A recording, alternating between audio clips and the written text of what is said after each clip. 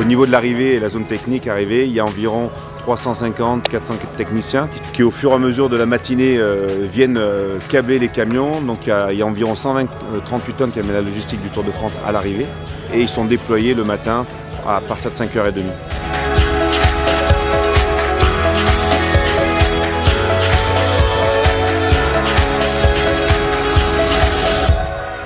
Bonjour à tous, très heureux de vous retrouver pour cette 14e étape du Tour de France. Nous sommes en direct de Rodez, ça va Rodez?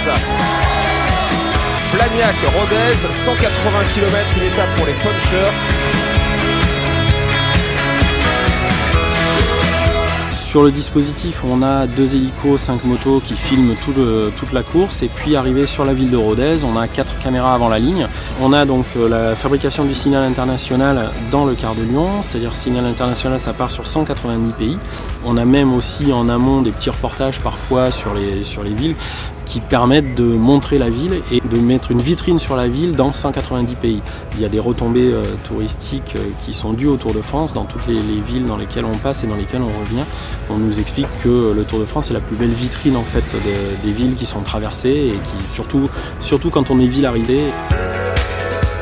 Pour nous, c'est très important d'avoir le Tour de France le plus souvent possible parce que le Tour de France véhicule des valeurs très importantes qui correspondent un peu à notre territoire. L'effort, parce que les coureurs quand même, c'est l'effort en permanence. La solidarité, parce que c'est aussi une course d'équipe.